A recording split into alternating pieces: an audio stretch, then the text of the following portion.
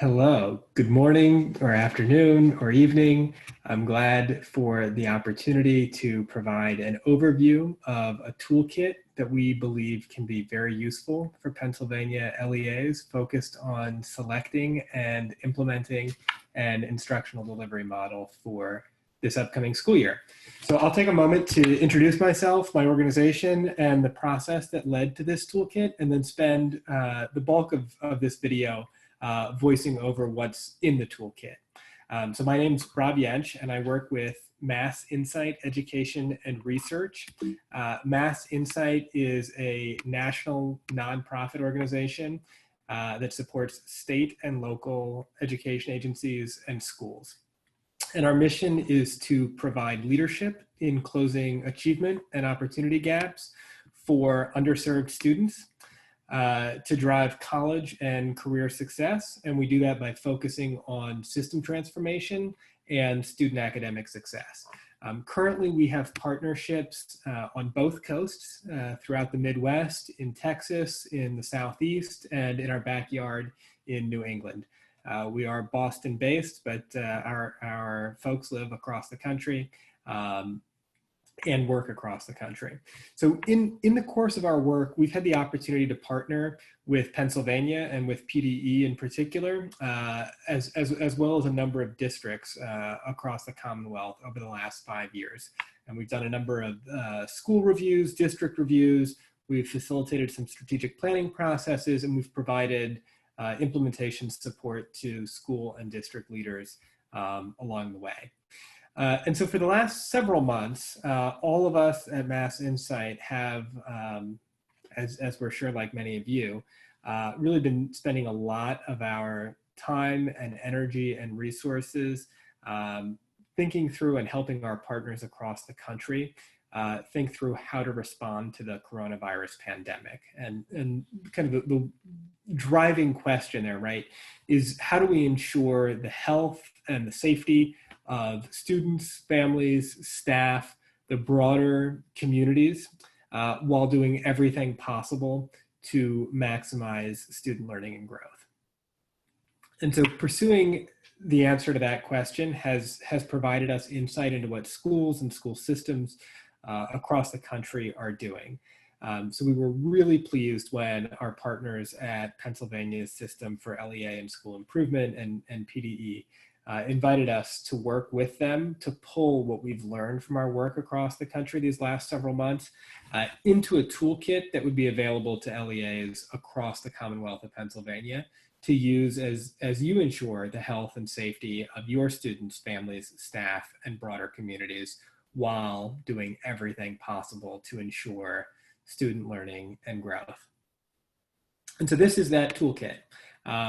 I'm going to take the next few minutes to walk you through what's in the toolkit and how you might consider using elements of it. So I'm actually going to go directly to the PDE website, and I would encourage you to join me. You can see the navigation here, Pennsylvania Department of Education, schools, safe schools, emergency planning, preliminary school reopening guidance, reopening pre-K-12, roadmap for education leaders, instructional delivery scenarios, and then scenario planning guide. You can also click on the link that was shared along with this video to go directly there. So as we look at what's here, just a few notes. The scenario planning guide provides a variety of resources to help local education agencies and their planning teams organize their work, particularly for this upcoming school year, choose an instructional delivery model that's going to work in your context at this juncture, and then effectively implement that selected model. So the resources provided in the guide are intentionally very adaptable and can be tailored to meet your local community's context and needs. Including as those needs evolve throughout the rest of the summer and the fall. So this is a toolkit that you can come back to over and over again and use the tools in it as conditions change. So just a few notes there. First, local conditions and regulations are going to mean that what's best for one community and local education agency is not necessarily going to be the same across Pennsylvania throughout the next couple of months. You'll notice that everything in here is in Microsoft Suite format, all the downloadable items, so that you can download it and make it your own. They're not PDFs, they're not complicated forms. It's really intended to be something that you can download and make your own. Rename the columns and rows in the spreadsheets, retitle the documents, add, subtract, whatever you need, whatever you want, whatever's going to fit your context. And keep in mind that nothing here is a requirement. These are all meant to be prompts for you and your planning team to work through. And again, the big idea with this toolkit is that it aims to guide local education agencies through the process of selecting and implementing an instructional delivery model for this upcoming 2021 school year that maximizes learning and growth for all students while protecting the health and safety of students, staff, families, and broader communities. So let's dig in here.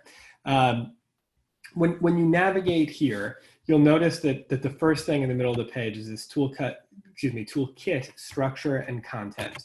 So we understand that this work has already been underway in your LEA, and so intentionally these are recommended elements of a planning process, and you can sort of jump in on this toolkit wherever you are in this process. And you may be following a different process, but still find elements of the toolkit applicable to it. So it's color-coded here. And this process of establishing a team and a planning process, creating and implementing a communication plan that you're going to use throughout the whole process to gather information, to have two-way communication with a variety of stakeholders, but also to make sure that people are informed about decisions, updates, et cetera. The third piece here is around gathering information and forming some operating assumptions that really guide the selection of your instructional delivery model. When we're talking about instructional delivery model, there's really three possibilities here. Students are learning at school, students are learning remotely, or there's a hybrid where some students are learning at school and some are learning remotely, or some permutation thereof where you've got some days of the week all students are learning from school, other days all are learning remotely. So there's a variety of hybrid models there, and there's also kind of everybody at school, the pre-COVID days, and everybody remote, which is what happened in most school districts and school systems in spring of this past school year, 1920, and then the hybrid, and the hybrid is really what it looks like is going to depend on local conditions, and so there are a variety of tools in this toolkit to help make that decision. And then once you've made that decision, once you've chosen an instructional delivery model, some considerations in planning to implement that instructional delivery model. And then finally, once you've got the model, monitoring implementation and impact along the way. And as we do expect local health conditions to continue to evolve throughout the fall, you may come back to other steps in the process, reevaluating in light of new data and circumstances. So let's dig in here. Establishing a team and planning process. So if you'll click here, and again, I'd recommend that you follow along by coming to this webpage and seeing what's here as I voice over what's here. And of course, you can pause the video to explore yourself as you go. So establishing a team and planning process. In the section on the left here, it's an overview of what's there and some considerations for the LEA. So, ensuring that everyone is united around the same purpose, clarifying who's going to have final sign off on which types of decisions, setting a date for decision on an instructional delivery model, determining team norms. So some considerations that that you and your teams can take into account as you are in this stage of the process. The suggested action here is really determining an instructional delivery planning team membership and holding an initial meeting. And of course, we know that in so many places this has already happened, and this still may be useful reference if you're looking to strengthen or tweak or really affirm what you're already doing. So we're going to go back now to the main overview here. So we've just left the purple section around establishing a team and planning process, and then we're going to get into creating and implementing a communication plan. Again, a similar structure once you click on this, an overview of kind of some considerations, and then to the right, a suggested action. And for the sections of the toolkit where applicable, there are some downloadable tools. So here's a communication planner. We can hop in there. So in this communication planner, you'll notice some directions for use in the direction tabs, description, customization, and then a sample. And so again, here, a tool that you can adapt for your specific needs. We're suggesting that it might be useful to consider having your stakeholders identified, perhaps your school committee, parents and families, teachers, principals, students, kind of business leaders, media outlets. Who are your key stakeholders? And what are their information needs? What's the frequency? What's the medium by which you'll communicate with them? Who's responsible for managing communications and delivering communications to that particular stakeholder group? And then any notes that you may have. And just having it all laid out can be useful in terms of getting it on the calendar. And so that's a sample, and then a blank planner. Again, you can add additional columns and rows as you see fit. The other communication planning tool in this kit is a status dashboard. Again, highly adaptable. I'm just going to open that here. And again, anytime we've got a spreadsheet, the first tab provides some directions and then a sample here. So this is something that you could copy paste on the top of school committee or school board agendas, something you could embed on your website. And so, area of focus, your work, any recent updates, status, just a way to give a pretty high level update to key stakeholders at various times throughout the process. You'll notice that we've got a couple of different samples of what this could look like depending on the level of detail that the audience needs or that the planning team wants to commit to reporting out on regularly. So a couple of dashboards within that tool. Going back into the main kit, I've had the opportunity to work now with a number of LEAs in Pennsylvania just in July of 2020, and they're finding this element of the toolkit particularly helpful. And so this section includes a baseline set of essential questions for choosing an instructional delivery model and a template that can be used to collect information from a variety of functional areas and an example template that's been completed for illustrative purposes. And again, only for illustrative purposes because we know that you're going to need to adapt this on your own and for your specific circumstances.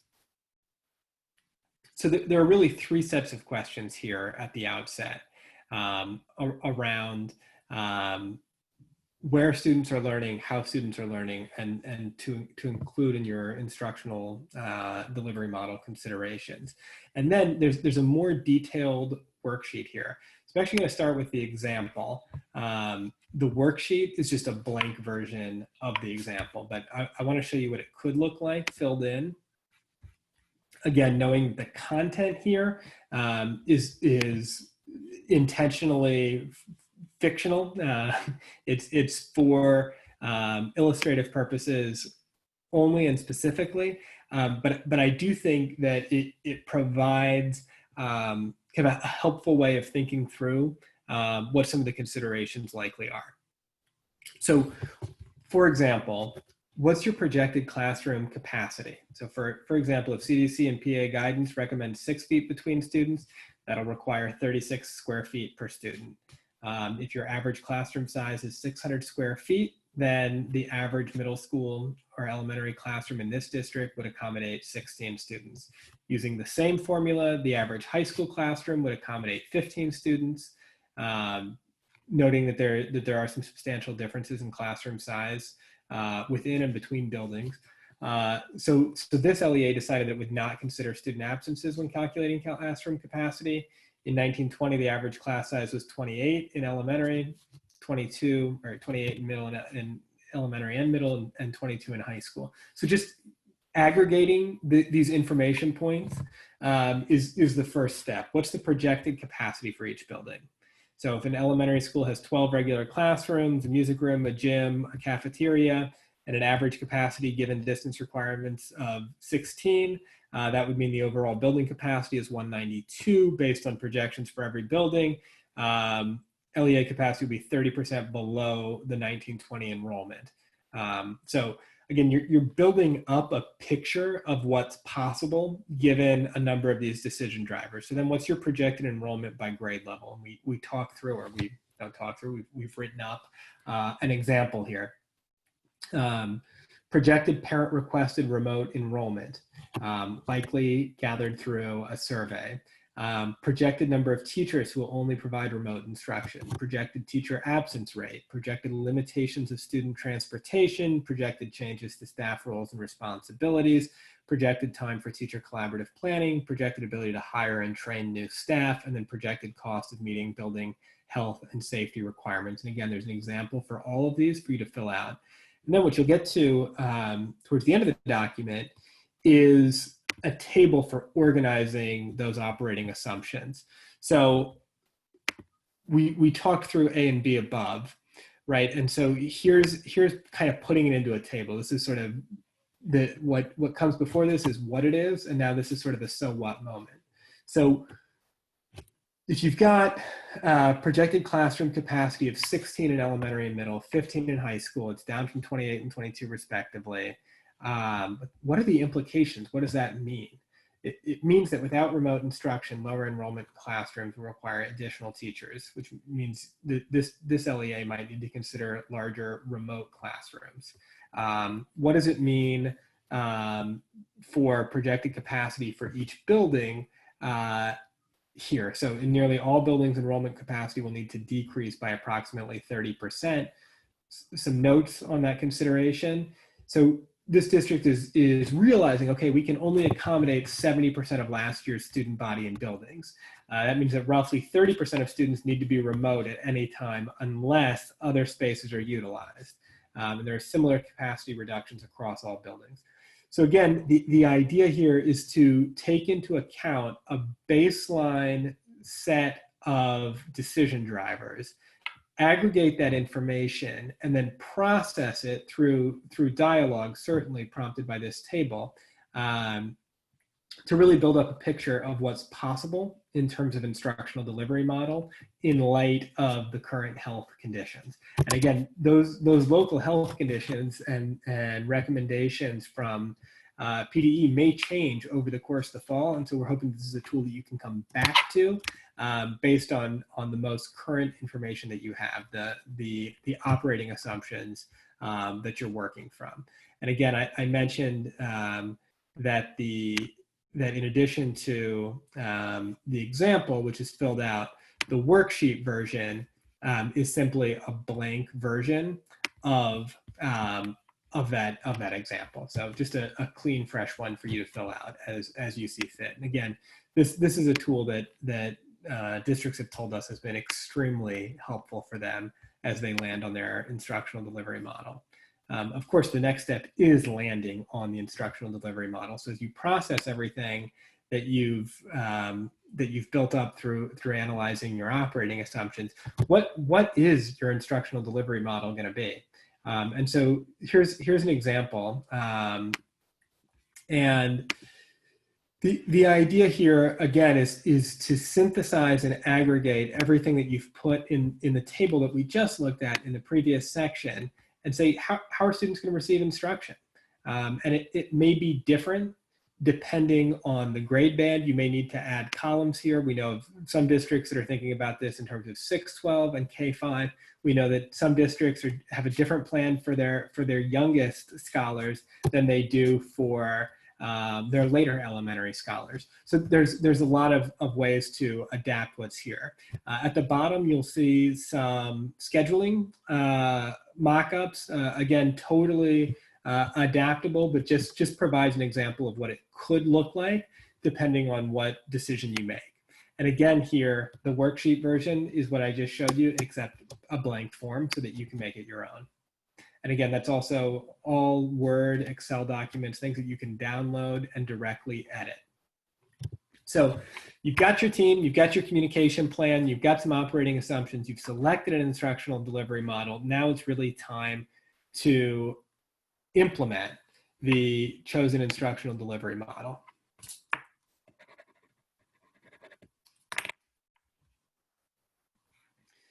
And when you're thinking about how to bring this to life, two things we're providing in terms of tools. One is a critical readiness factors action tracker. So again, it's a spreadsheet. So just like all the spreadsheets that you can download from this toolkit, you'll see directions on the first tab for how to consider using it, and then a sample, and then a blank version. And so here the idea is kind of what's the area that we need to consider. We're noticing that a number of districts are taking this tool and dividing it by functional area. So HR, facilities, transportation, food service. We've got these broken into critical readiness factors, and I'll talk through what those are in a moment.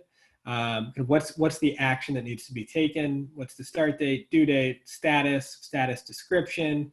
Does it require discussion at the next team meeting? So this becomes really a way to organize the plan to operationalize the chosen instructional delivery model. So what are the critical readiness factors?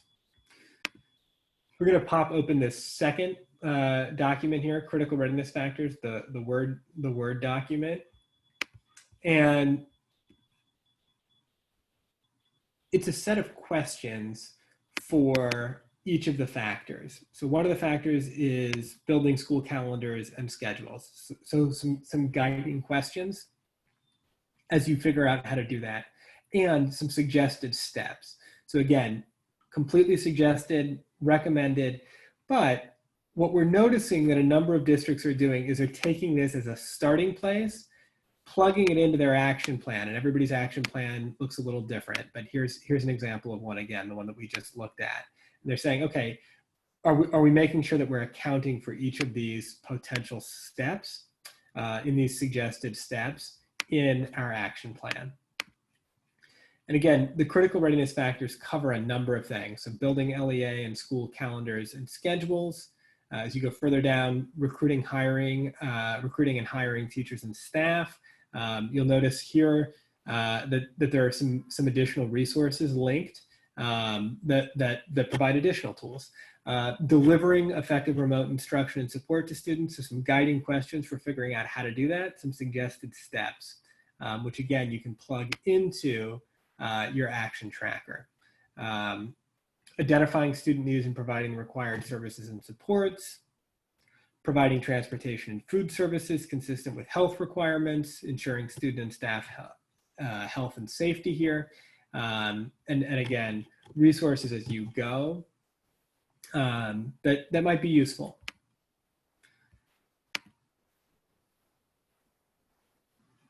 So the final step here is monitoring implementation and impact. And we certainly don't think that you need to wait until you've got everything figured out in order to start monitoring what you do have figured out. So again, this is a toolkit that's designed to invite LEAs to jump in anywhere.